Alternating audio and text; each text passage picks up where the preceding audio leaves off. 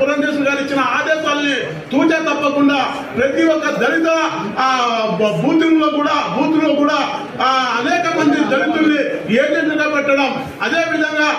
SC corporation నిధులు దుర్వినియోగం అయితే దాని మీద ఉద్యమాలు చేసి జైలుకి వెళ్ళడం, అనేక కార్యక్రమాలకి రూపకల్పన ఇచ్చిన మా పురంధేశ్వరి మేడం గారికి ధన్యవాదాలు చెబుతూ ఈ రోజు అనేక విషయాల మీద ఇప్పటికీ కూడా అక్కడక్కడ ఈ రోజు గత 75 ఏళ్ళ నుంచి అంటరానితనాన్ని ఏ విధంగా ఉధృతంగా తాండవం మారుతుందో ఈ రోజు కొంతమంది కాంగ్రెస్ కమ్యూనిస్టులు ఈ ఆదోని ఎమ్మెల్యే గారి మీద, మా పార్సార్థి గారి మీద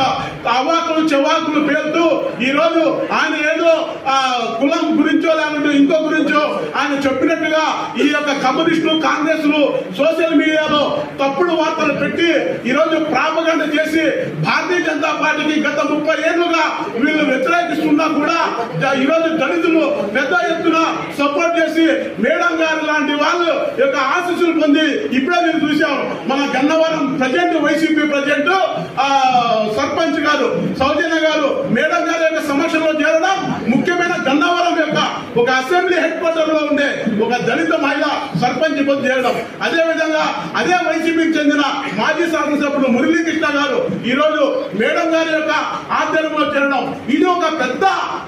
మార్పు అని చెప్పి మేము కోరుకుంటున్నాం. అందుకని ఈ రోజు ఏదైతే ఆదోని ఎమ్మెల్యే గారి మీద అవాకులు చెవాకులు చేస్తూ తప్పుడు ఆరోపణలు సోషల్ మీడియా ద్వారా చేస్తున్నారో భారతీయ జనతా పార్టీ ఎస్సీ మోర్చా మన ఆదోని ఎమ్మెల్యే పార్సార్థి గారికి పూర్తిగా సపోర్ట్ ఉంటుందని చెప్పి ఈ మీడియా ద్వారా మా మేడం అధ్యక్షుడు గారి ఎదురుగా మేము ఖచ్చితంగా ఆయన ఎంట ఉండి ఆ యొక్క తప్పుడు వార్తలకి మేము ఖండిస్తూ రేపొద్దున పూర్తిగా ఎస్సీ మోర్చా ఆయన ఎన్నుకుందని చెప్పి తెలియజేస్తూ ఈ యొక్క కార్యక్రమాన్ని మేడం పురంధేశ్వరి గారు ఈ రోజు